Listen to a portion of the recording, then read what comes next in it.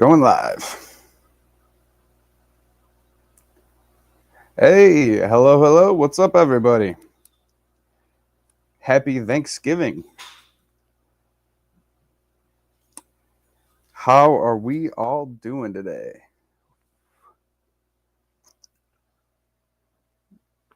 Man, I made a mess on my table here. Let's see. Let's see if this live stream's being pushed out yet.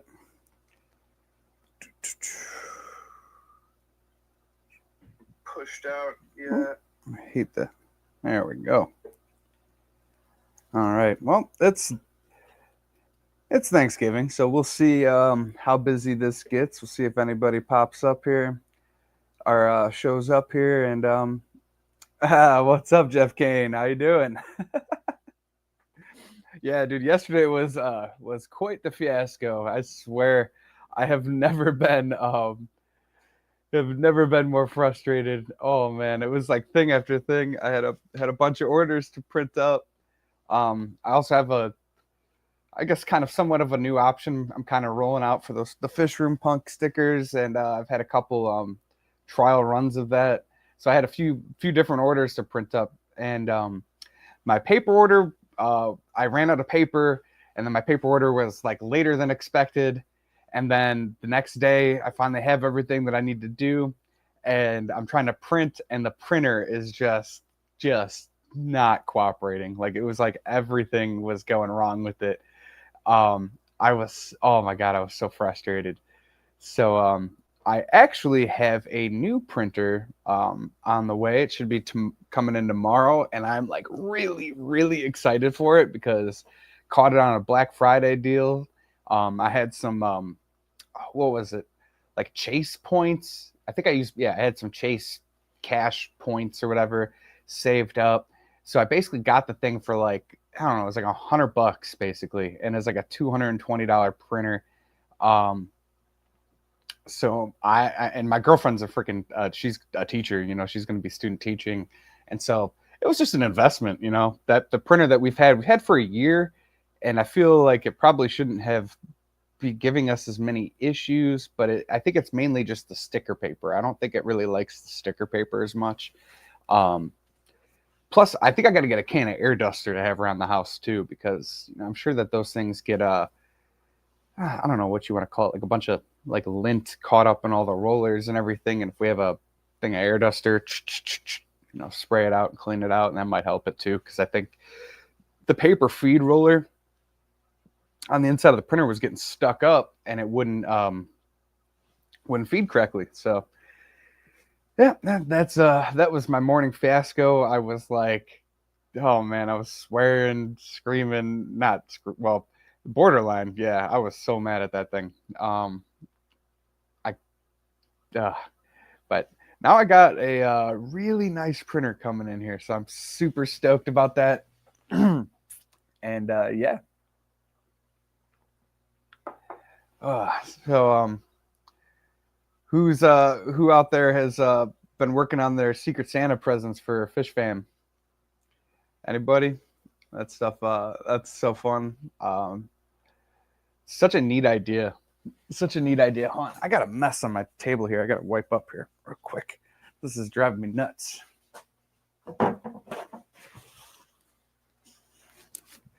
Like I'm a fish keeper, but for some reason, spilled water drives me insane. What a hobby to choose when spilled water drives you crazy, right? Oh, there we go.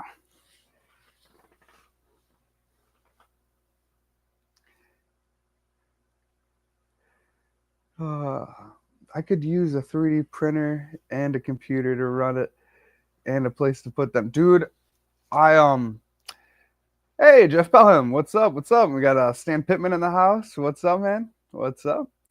Happy Turkey Day. Happy Turkey Day. Hope you guys are chilling. Or if you're working like me, at least you're getting that holiday pay.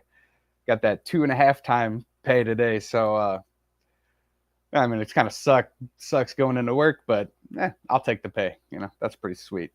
But yeah, no, a 3D printer. I've toyed around with the idea of doing it. But I've got a connection with this guy that he is so well established in 3D printing that he could do prints affordable to the point where like I don't even know if it would be worth me like learning how to I don't know, like learning how to do it, you know. But it's something that I've always been interested about because it's like, you know, the 3D, you know, I downloaded a 3D modeling app on my phone just messing around, just to mess around with it when I was designing the buckets, right? I was like, you know what, I'm gonna try to build one of these, you know, myself just to see how hard it is. And I got all the way to the bucket, but building the ridges and everything isn't the easiest. Um, there's a lot of things you wouldn't expect about 3D printing, right? Like, you know, support. It's got to have a ground to build off of. If you're building up like this, you know, he was explaining a lot of. This guy is like really, really good at 3D printing, and he got this stuff done so fast. It was 10 of them, and we were talking about it, discussing some things, and then by the end of the day, I had um, 10 of them printed, and it was like he had done it in like an hour and a half or 2 hours. Freaking crazy. So that's how I got a hold of these. Some people were asking about that, and I figured I'd want to explain, you know, like how I got a hold of them. You know, I just kind of had them 3D printed, and then made the handles myself.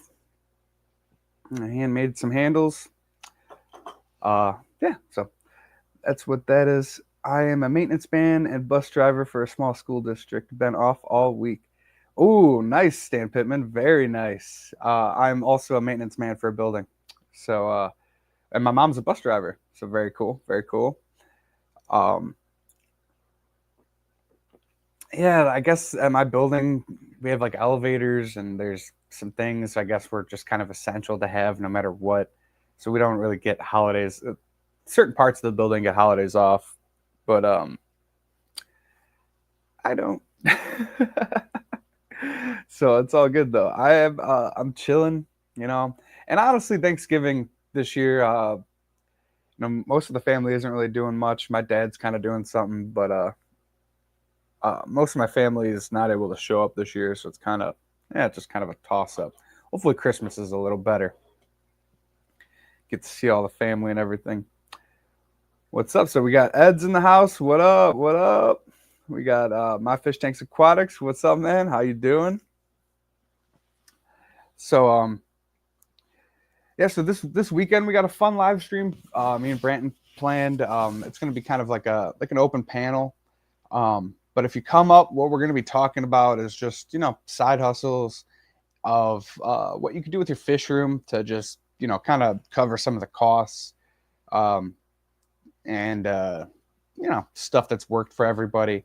So if you have something, you know, or start thinking about it and you want to pop up on the live stream this Saturday, 7 p.m. Central Time, yeah, that's what we're going to be doing. We talk about, you know, how to deal with you know, customers, or you know, how to set up a swap table display maybe, or whatever, you know. We're going to talk about all that stuff. I really like the business aspect of fish keeping, and I like just talking about what people do with that. It's really fun for me. So, and I think it's kind of relatable to everybody, right? You know, stuff's really expensive nowadays. Oh, speaking of stuff that's expensive, if you guys shop at Petco, right? Um, if you guys shop at Petco, they were just having a sale on their the Tetra bloodworms or whatever. It was like $2 for a can of them, and I haven't really used them before, so I picked up a can of those things, the freeze dried bloodworms. Um, Stoked about that. Definitely, definitely. Jim's Fish, what's up, man? How you doing? Happy Thanksgiving, everyone. Ah, sweet. So, other really cool news, guys. I woke up to my YouTube studio hours update, and I am at 2,953 watch hours. Super freaking stoked about that. I just shy of the 3,000, and 3,000 is the goal. I just want to get that YouTube studio or the YouTube store opened up. Honestly, not even sure how that works. So maybe if when I open it up, it might be like the worst thing ever. But I really want to get the Fishroom punks in that YouTube store. So um, by the end of this week, after this stream and Saturday stream, I will definitely be past that, assuming I don't lose a big chunk of watch hours. That was the problem. Is very early on in my YouTube career, I had a few things that actually did really well as far as videos, which is kind of like the opposite of how that usually works. Like usually your first few videos don't do the greatest. Like my first few full length videos did pretty freaking decent compared to like anything lately.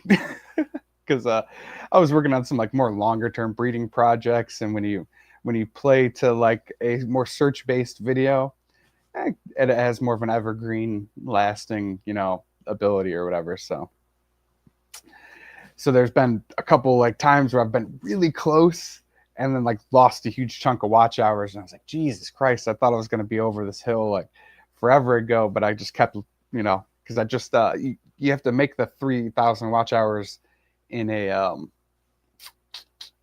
year, right? The other thing is like, none of your shorts watch hours count or whatever like that. So I'm not trying to go on a rant about YouTube monetization, but it's just so very close, and it's been a goal of mine forever. So I'm pretty stoked about that. Yeah. But yeah, my total watch hours though, it's a lot. It's like when you see that and you're like, man, I don't get this huge chunk. Like that doesn't count for monetization, even though all those people watched. Like, to hit the goals, maybe in time. I need to start live streaming more regularly to hit the goals, maybe in time. Yeah, dude. Yeah, man. Live streaming is definitely the way to get those watch hours. I've noticed. Like, you could put so much effort into to like a full length video, and it just doesn't get the watch hours for the most part. Most videos don't get the watch hours that a live stream would. I mean, you could pop on here, you get 50 watch hours super easy if you just you want to talk about some interesting stuff, and maybe find some interesting people to bring up, and show off what you have. That's all we really want, right? We want to be able to have hangouts, and if you're not surrounded by a bunch of fish keepers, right? You don't get that chance to like go to a fish club, or maybe you don't get a chance to go to a good fish store and talk with people, and you never get that experience. So, and my live streams are definitely a little bit different. I lean heavy on like just talking about what I'm doing in my fish room, and yeah, and what I'm doing in my side hustle ventures with all the fun stuff, you know. So yeah, definitely. It's I guess what I'm trying to say is I lean heavy on like the business aspect of fish keeping more than the breeding aspect, because I know that there's a lot of people that are super educated, and they can kind of explain some of those things better. Even though I got some decent experience with some of the projects I got around here, so I got some definitely gaining more and more knowledge as I go. Um, yeah, I don't know.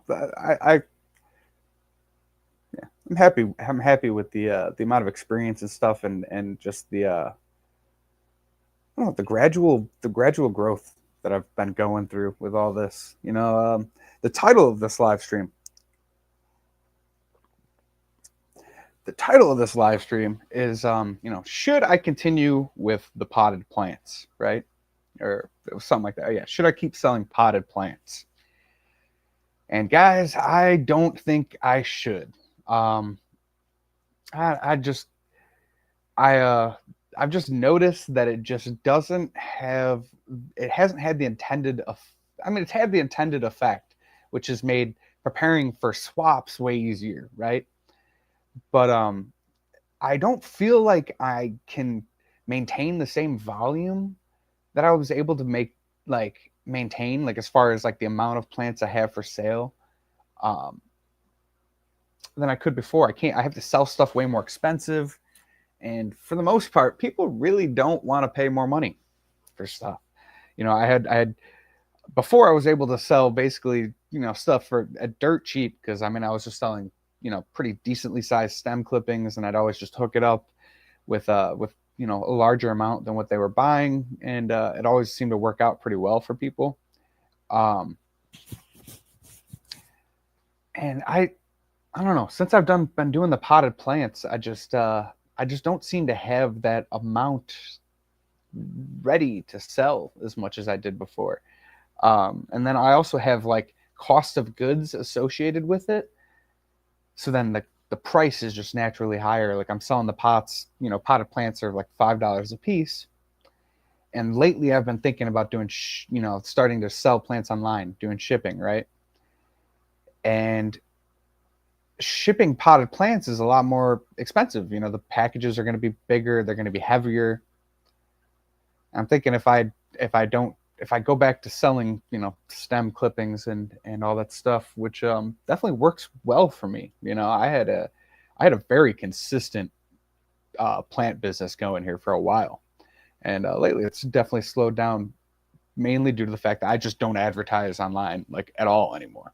I have a Facebook Marketplace ad, that gets hit up every now and then, and people come by and they'll buy. Yesterday I sold like $20 in plants, but I've been in this like rebuilding phase, right? Because I had so many. I've talked about this a few times. I've had so many different projects that have gone through phases and then tore them down. I got these two bigger tanks that need to start growing out all my crypts. I had a big old green crypt that I broke down into a bunch of small parts, and that thing's got to acclimate and start growing and catching up. So I'm just kind of hoarding right now, but it doesn't feel good because I really like doing all those sales and everything. But so I don't know if I'm like mixing signals, right? Because it's like I know I'm purposely not trying to sell volume that I was before. Like I was at a point I was doing a decent amount of sales, and I could keep up with it. And I think that I don't know. I just don't think that the potted plants are the way I should have gone with it. That's the best way. I believe videos have a higher payout over live streams, hour for hour comparison. Yeah, to be honest, I am not worried about making money through AdSense or any of the. I don't think that that's the way to make money from YouTube. I think the way to make money from YouTube is it's an advertising platform. They let you advertise for free. So when you make a short, you should advertise something. Your merch in a fun way. You're maybe, I've been doing direct advertisement of stickers, but I don't want to do that continuously all the time. So I definitely need to start making some more fish shorts and stuff because I don't want to be drowning you guys in this crap because that's not the whole point of my YouTube channel. But I think that like you should be advertising yourself. Like if you're making a short, you should be advertising how fun your channel is so you can bring people into the, but it's like I don't think that ads are the way to make money in YouTube. At least not anymore. The AdSense adds up slowly, but it's evergreen, so it's set it and forget it. Yeah, so I mean, like, yeah, you can like have a. From what I understand, you kind of have like an account, and you can. I don't know if you get automatic transfers. I'm sure you could probably have some sort of setup like that. Like with my Square account, it automatically transfers like every day. At the end of the day, but maybe you just let it build up, and when you need some money for a project, you pull some out or whatever. I'm not a fan of receiving potted plants overall. It's more for me to have to throw away. It does appear more professional though. I'm not Jeff, you're not a fun person? What are you talking about? But yeah, so I don't know. The potted plants, it just hasn't been as beneficial. The only thing that me and my girlfriend were talking about was preparing for the swaps. Just as way easier. Like I mean, but the problem is though is then I have to carry this big ass heavy Rubbermaid bin filled with water, and it's messy and sloppy. And I feel like since I've started doing this, my swap sales have gone down too. But it hasn't been as busy. So it's like it's all these mixed signals, right? That's what's hard with business and with balancing a fish tank too, right? There's so many things that are relatable to fish tanks. Like you have different signals coming in from all these things. You think one thing, yeah, and you're like, oh, I'm gonna affect this because I think this, and then it ends up being this other thing that was affecting this other thing, and you're just like, Jesus Christ. where does it start? Where does it end? I don't know. So, Spider Letty Kim, that's a new name, I think. Hey, what's up? How you doing? Remove from pot, inject CO2, propagate profit. So, my biggest fear with CO2 is there's so every freaking customer asks, are they CO2 grown? And I'm like, nope. And they freaking love it. They love the fact that I'm not using CO2. If I have CO2 plants, how does that affect the acclimation when I sell them the plant? Like, if they're not using CO2, if they have harder water, right? And I'm injecting a bunch of CO2 because I think me and you have similar water, right? And I've been paying attention to what you've been talking about with high KH. You need a lot more CO2 to make it bioactive for your plants, is from what I understand. Um, so if I were to start doing that for like some of my plant grow out tubs down here or something,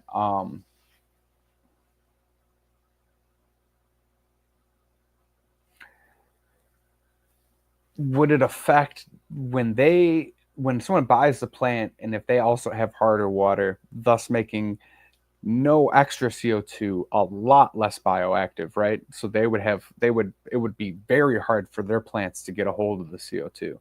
So that acclimation is going to be super rough, is what I would imagine. And that's been my biggest fear.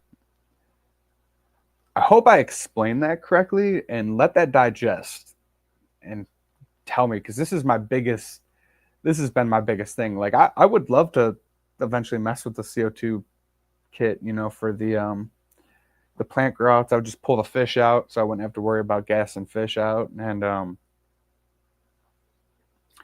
just grow a bunch of plants. All right, so barely makes acclimation difference hardly at all, but it's hard to educate every customer about it. Yeah, yeah, that's the thing, because they just assume that you're just like silver tongued, right? And you're just trying to get their money. And it's like, no, I am educating you. Like, I'm educating you here. What's up, Brandon? Hey, dude, no worries. It's Thanksgiving. We are straight chilling, man. Straight up chilling. No worries. We are just having a good time. Yeah, just talking about CO. Yeah, Stan's called. All right, I agree. General public is kind of put off by CO2. Yeah, it makes it. I mean, I am. I mean, I'm nervous about buying plants that are CO2 grown, but I think that most plants that are grown in warehouses are grown in CO2. So it's just kind of, yeah, I don't know. I think that if I were, I don't know, is this all right? Is this a would this be deceiving to focus more on the idea that a certain plant is easier to grow without CO2 and advertise less of the fact that they're grown in CO2? Because I think that that's probably the way that plant warehouses, they would probably advertise. I think that's probably the most common thing. Like co-op, their grow outs have CO2 in them, right? Like I'm pretty sure that they have CO2 in their grow outs. Um,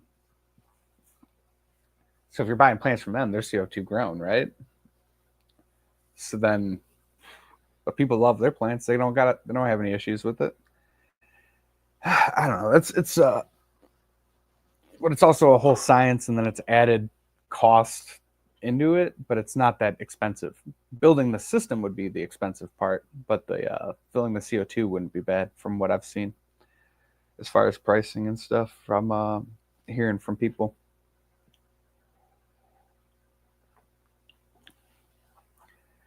The reason co-op says they run CO2 oh my god, that I got so confused there. I was looking at the line and then the conversation got bumped and I kept reading and I was like, what just happened? The reason co-op says they run CO2 is to speed up the conversion process. Yeah, that makes sense. Basically, you're using CO2 to speed up conversion to submerged. Yeah, and because they sell them converted. They buy them submersed, but then they try to convert them as fast as possible. So that I was scared of tissue cultures until I got one with the Clash package I won. It's done great. Yeah, I think if you get a nice healthy tissue culture, oh my god, if you get a nice healthy tissue culture, they work well. I had Boost Catherine I. I can't remember where it is. Somewhere in there. Oh yeah, there it is. It's like this really narrow leaf boost, but super small. And a tissue culture did pretty well. From only one from Boost Plant that did well. The rest of my stuff from them just all freaking died. Um, yeah, what Brandon said. Yeah, you guys both said pretty much the same thing. But yeah, that makes sense. Just to convert them faster. And if it's not a big acclimation difference, it's just scaring away customers would be the only thing to be worried about, I guess. I think where I'm gonna start though is these tubs down here because I can't put glass tanks on the bottom floor.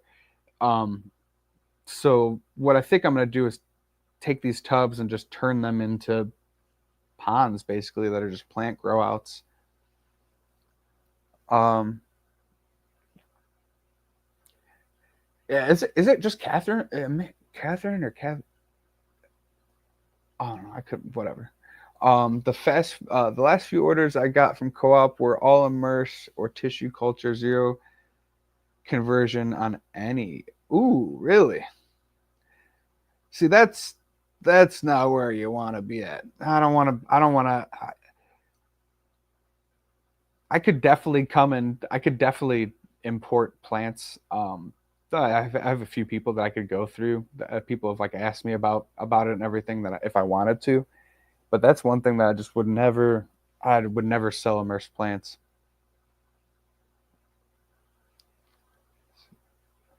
Um, yeah, I don't know, because then you're just handing someone a bunch of problems, and then they have to convert it and everything. But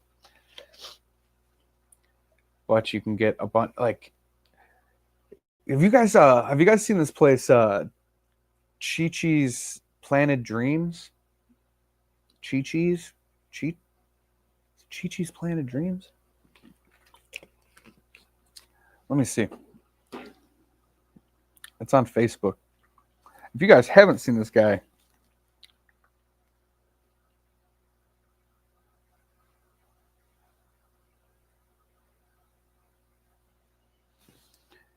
uh yeah, Chi Chi's Planted Dreams.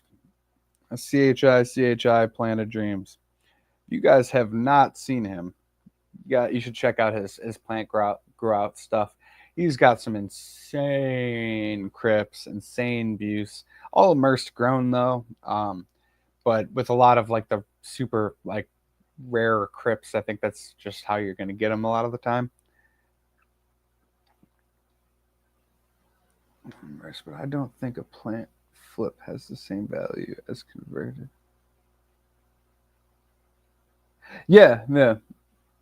Yeah, I get you. Definitely. Yeah, like a pre-converted plant.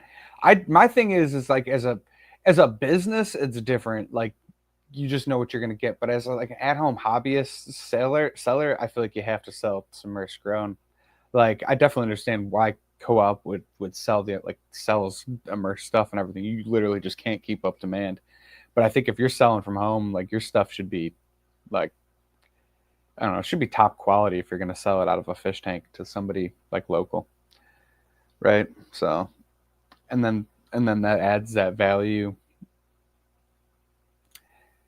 I do miss being like, dude, I was doing sales like so consistently, and I miss having all those conversations and working out deals with people. Dude, I oh my god, it was like a whole. I mean, it was basically like a whole job. The amount of conversations I was having, and me and Maya were talking about it. I said girlfriend earlier. I think girlfriend, fiance, my fiance over there. We were talking about how much driving we used to do for all the special deals I'd cook up with people and everything. Oh my god, be doing trades and people would have like just plants for sale they'd be breaking down a tank and I'd go out there and just buy everything. Oh my god. so much, just so much. But then at a point you're like how much money am I spending, in gas and all the stuff? I'm like, am I making as much money off some of the stuff that I think? Some of the deals were pretty close, but some of them, that was just insane. I was insane. One of them, I remember, I think the last deal that I made up with somebody, and I drove like an hour and a half to get a bunch of these Corys, and it ended up just being all freaking mixed Corys. The dude had said it was Venezuela, some Venezuelan Cory or whatever. I was supposed to get a group of them, and then it was just a bunch of random ones and a freaking yo-yo loach. And like after that, I was like, I had spent so much time. It was basically like 3 hour round trip for it, and I was so burnt. And I think after that is when I stopped um, doing the Facebook surfing as much, SMP, since they sell out as fast as they stock, I can't see it have time to convert. That's fine, but it should be consistent. Oh. Yeah, if you order when they just recently restocked a plant, it isn't converted. I honestly have never had issues with the conversion process. Yeah, I think we talked about that. Yeah, be right back. All right. So man, oh man. Well, who's gonna get some good food today? It's freaking Thanksgiving. You guys gonna get any I'm not gonna lie, I'm not a big fan of turkey. I like all the other things. Like I love stuffing, love mashed potatoes. I like ham. Not a big turkey fan, to be honest.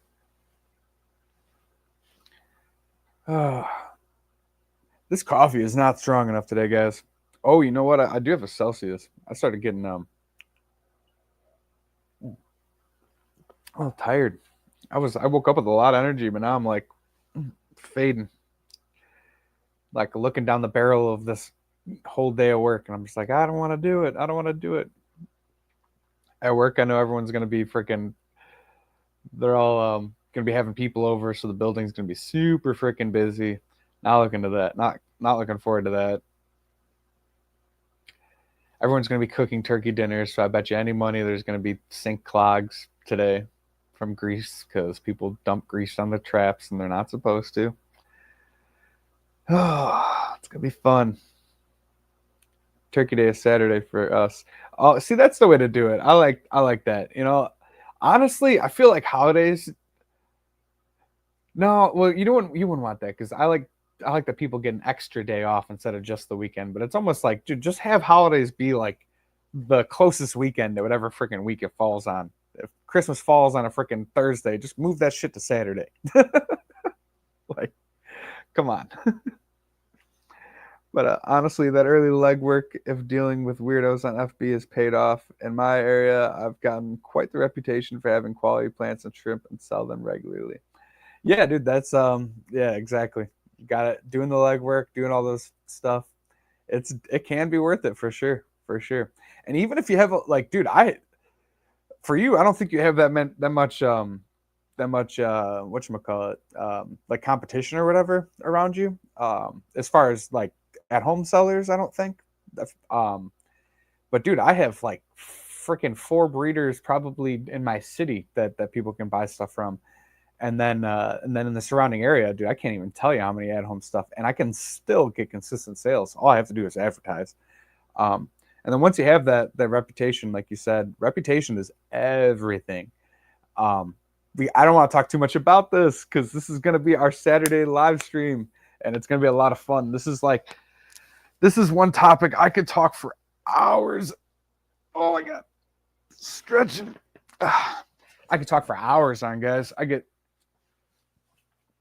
crushed my competition. You're funny, man.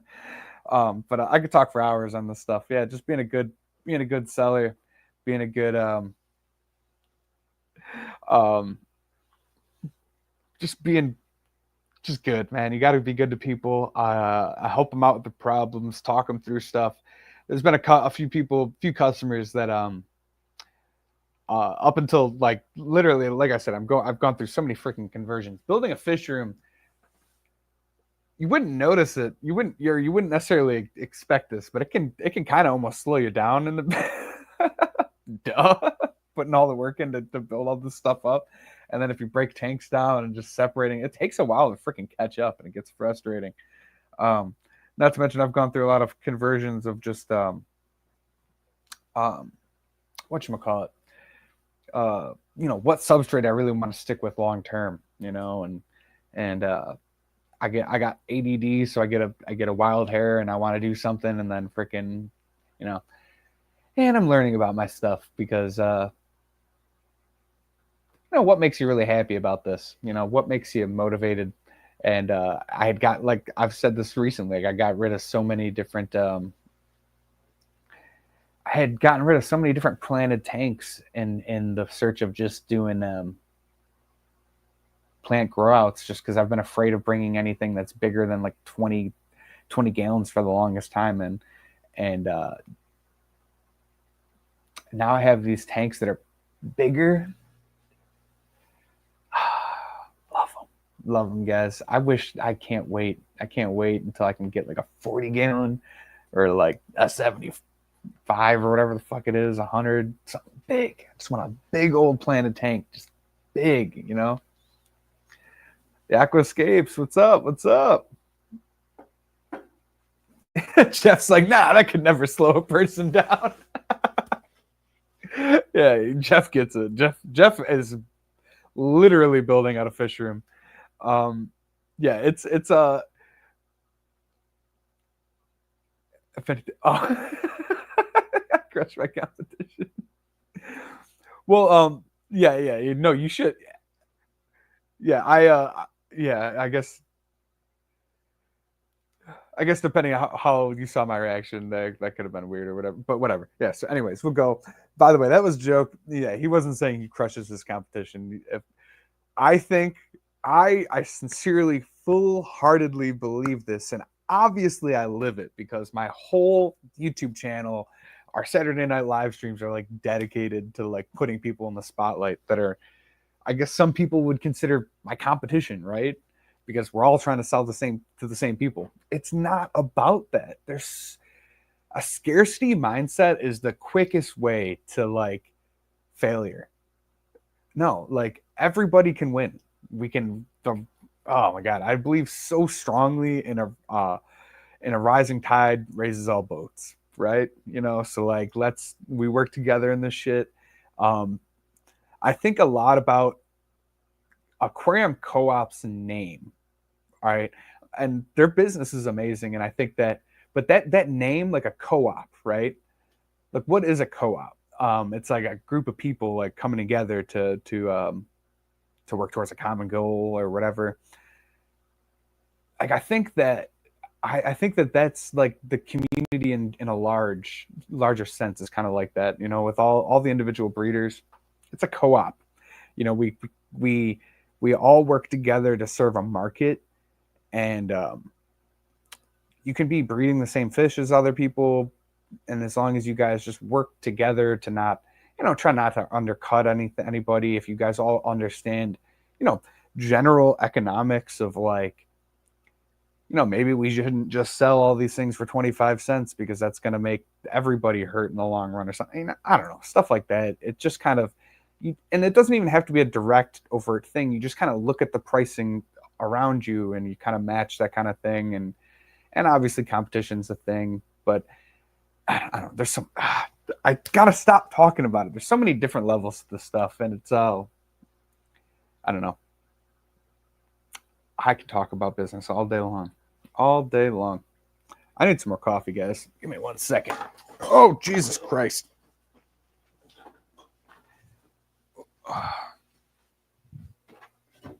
Yeah, it's getting cold in here, baby. Right?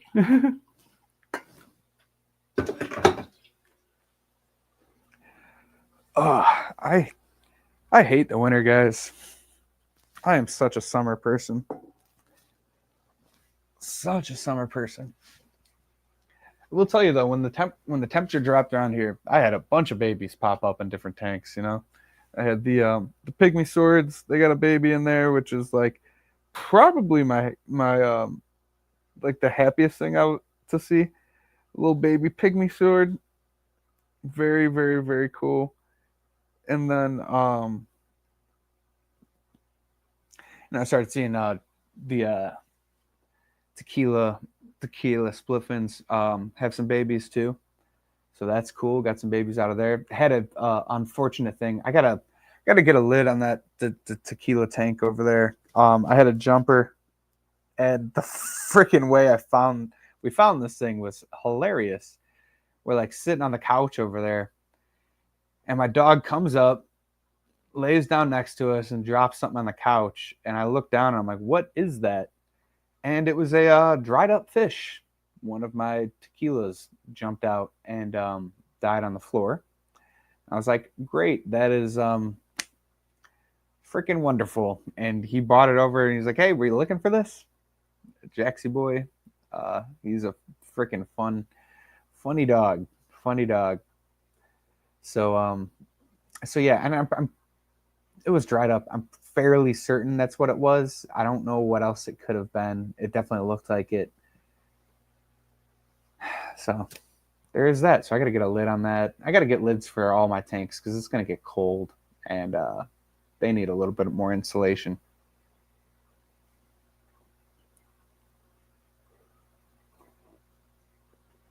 I think we could use a fish fam import co-op. Yeah. Oh, Jeff, that's an interesting thing you just said there, because I've recently just had a an importer reach out to me that just sent me his list of like, dude, like hundreds of fish just that I can get a hold of, and it's a real person because it's he's connected to a local fish store, J4, and yeah, Ed, I know as soon as I came over, or as soon as the thing was brought to me, the dead fish, first thing that popped in my mind was you talking about it, and I was just like, "Yep, he's gonna be shaking his head at me," and yeah, so I really need to get on top of that and get my my lids on. But yeah, rare fish, etc. Dude, like I mean, there's a bunch of like wild caught bettas in there. Bunch of really cool. You see them on canine quarries. They had like the Bulgarian seal point angels in there. They had some very interesting stuff. I I'd rather just have Tristan import fish for me if that's the route I wanted to take. Yeah, yeah, you can do that. That's a local store to you, and yeah. But I had a Severum jump recently. Damn, dude, that was a big boy. I couldn't even imagine.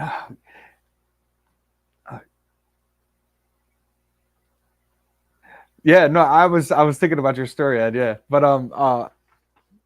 having a big old fish, guys, that stuff it just interests me so much. Just having the freaking what was the biggest fish I think I've had? It was like the marlerai. Maybe the yo-yo loach was probably a little bit bigger, but just like a like a big fish. Couldn't imagine seeing one jump out of a tank, but just having like a bigger fish. Actually, I used to have a group of like 6 angels, beautiful angels. I actually miss those things. I probably could get away with having those in one of these tanks. You guys think I can get away with having angels in a 29? What do you think? Big fish I had was my jag back in the day. Yeah, dude, I want like a meaty fish. I don't know how to describe it, but just something like I don't know, it'd be cool. But I also most big fish, I want one that I could do plants with. So like maybe like a discus would be really cool. A couple discus at some point. But to be honest, so I got the Harlequin Rasboras in this 29 here, and they're really cool, but they're kind of boring to be honest. I don't see why not. You're talking about the angels, right? Angels in a 29. Because I might try to I don't know maybe move these Harlequins because I've had them for a while and they're just not really interesting me, and I've been thinking about angels for a while, so I was thinking about maybe throwing one in there. Sweet.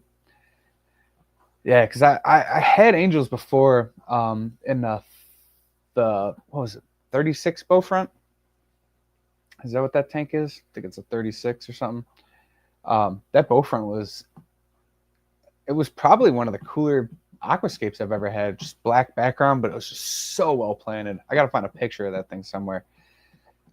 Just gorgeous, huge Anubias. I mean, Anubias leaves like this thick, like a single leaf. And like, dude, I mean, can't tell how tall that is, like over a foot tall. I mean, like just big ass pieces of Anubias. And oh my God, I missed that tank. I broke it down though, because 36 or bow fronts in general, I've heard have a habit of splitting seams. And I was like, I want to limit risk. So I got rid of it. That camera thing really pisses me off. It keeps doing that weird bottom part of the screen and it cuts out. Can you guys see that? I have a pair of angels in the 30. Yeah, see, no, that'd be sweet. Maybe get like a group of some like younger juveniles, couple different colors, and actually do my first round of trying to breed some angels in there would be sweet. Because I feel like that's a rite of passage, right? I haven't done that. I was also thinking about maybe doing, because it's a bigger tank, I could throw like a pair of Apistos in there at the bottom. And freaking Brandon over there has been sending me pictures and videos of his Apistos. It's making me jealous because I miss mine. So maybe that's what I do. Or I can get a group of younger Apistos maybe and let them pair off naturally in the tank. And then I don't know what I would do with the rest of them then if I get one pair out of them in the bottom. And I'm not saying Apistos and angels, but those are the two things that I was thinking about. Yeah, so you did notice that. Yeah, the freaking camera shit pisses me off. I don't know what it is. It's something with the GoPro. It might be the shitty USB cord I have, or it is getting hot. It's kind of hot. I actually got a little mini fan that blows on it or something, cool it off. But yeah, whatever. But yeah, this once again, this Saturday should be really fun. I'm really excited about that. Hey, Brenton, is large Marge dropped her fry? Yeah, I did my Apistos dirty. I really did. What's funny is like when I made the sale, I knew I was gonna freaking regret it too. Like I knew it was just a bad idea. I knew it. Yeah. But to be honest, I was kind of like, it was the cockatoides, the quad red. It was quad reds because they had the flame all through the males, and even the females actually had some flame on their skin, dude, or their fin. And so I wanted to try a different one. Like I'd had the Panderos, and that story's older than dirt, but it's just had a psychotic female, and she murdered every male that I put in with her, and then I had to get rid of her because it was just like one after another. She just kept freaking killing them all. Like it was ridiculous. And I bought them from, I had gone through 2 different breeders to get, it was just like, I don't know, something about that female I think was just not the female to keep. And that was the one that I ended up keeping. So round 2, I guess, one of these days. Just got to find the right Apistos for me. Which ones I want to try. She was dropping a huge turd when I went to feed this morning. Love it. Oh my God, that's funny. But yeah, so I'm definitely gonna I'll probably move these Harlequins and then get some breeding project going in there. Because the Harlequins, if I breed them, they'd be in one of these 10 gallons anyways. So maybe I'll try to find a pair out of them. Because I just want to try to I want to try to breed them because they have like a weird way they lay eggs like on the underside of leaves and on the underside of plants. Like they flip over and then they lay them like under. I suppose kind of like an apisto does in a cave kind of thing. And I want, that's the original reason why I got them, was to try to see if I can get them to breed. So maybe I find a tank to throw them in and give it a shot. Like this one right here, I think I could probably get them to breed in. I don't know, that might be fun. Yeah. The only problem is GCCA isn't gonna be for a while. But yeah, I have like a local. I mean, not that it means much, but I got a local master breeder, Matt Can. He's Toucan Tropicals out here. That's usually where I get like the cichlids from. But my freaking, honestly, if I get them, I'd probably just pay out the butt and go through Dan's Fish. Because the ones I got from him, I mean, bred within like, dude, it was like 2 weeks I had them breeding, or 3 weeks, I think. It was like so fast. And they came in super healthy, but I don't know. If Tristan has them too, maybe I go that route. But the ones I got from local breeders, it was just like, I mean, it was those Panduros, and it was just like Murder City. So, but there's so many factors. Could have been my fault. I don't know. Fucking, I bred them in a 10-gallon. I got my cockatoides to continually breed in a 5-gallon. So the 10-gallon fully heavily planted, I would have thought would have been big enough, but a lot of people. But the original thing is, though, is I always forget, is I had a 20 long set up, and I had gotten 6 juveniles from Dan's Fish, threw all 6 in the 20 long, grew them out for a while. It was like 2-3 weeks. I noticed that 2 were starting to pair off, took those 2, threw them in a 5-gallon under them that I had set up with 2 huts. And you guys can watch I actually have an apisto breeding video, and threw them in there, and then everything was fine. That's actually the way you should do it. That's like the way that everyone says you should do it. So it's like, yeah, it makes sense that I went about it the right way, and then it worked out. And with the most recent try, I didn't do that. I didn't let them pair off naturally. I tried to force a pair, but I tried to force a pair because from what I'd been watching, like Lowell's Fish Lab, and I've heard him talk about a couple different apistos that he's bred, and he was saying that it seems like a few pistos are more kind of tangential pairing. Like they don't really, like they kind of don't seem to be, it wasn't like monogamous as much. Like you could kind of get them to breed with different. So I just tried it that way. Didn't seem to work as well as doing the natural pairing.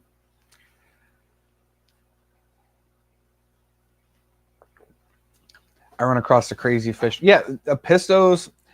I think that yeah, dwarf cichlids, I think they just have some fucking psycho genes in them sometimes, man. I've heard multiple people say this. It's not just me. So it's like I think that might be, you just got to watch out for that sometimes. Sometimes you just get those fucking crazy freaking females, or the crazy males, like the male. My male was fucking awesome, dude. My male and female were like, they were like a killer pair, dude. They would fully raise the fry. Their first spawn, I knew it happened because I saw the eggs, but I never even saw them come out. I didn't see them come out until they had a whole nother spawn. And then there were so many in there, like so many babies. It was freaking crazy. And they were raising them all. And one time I thought the mom was freaking eating the babies, and no, she was just moving them with her mouth, like, and then spitting them out and stuff. It was just great parents, but it depends. Like, just some of them are fucking psycho, some of them aren't. How are they reading their environment? Like, because you can only really communicate with your fish through like how you build their tank and stuff. So like, how do you tell them they're safe? What kind of food are you giving them and shit? I do remember that I think I'd gotten a Daphnia culture too at the time from the first time, and I think I threw it in there with them. So that might have helped, or it might have actually been when Jeff Kane had sent me some scuds a while back. the scuds might have triggered them, possibly. I don't know. And then I had ran like a dither with them, but I don't know.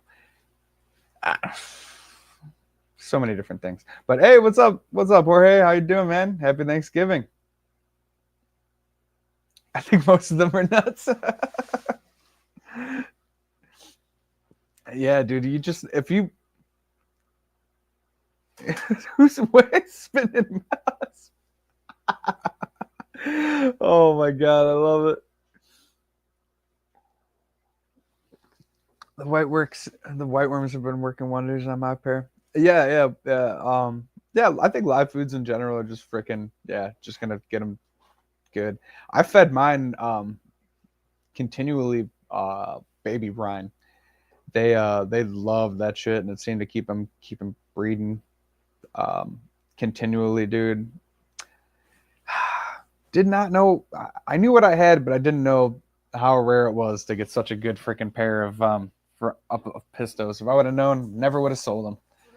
One of my regrets. Once you get a colony like that, if you're gonna be like an at-home breeder, and you get something that breeds consistently like that, you do not let go of that colony.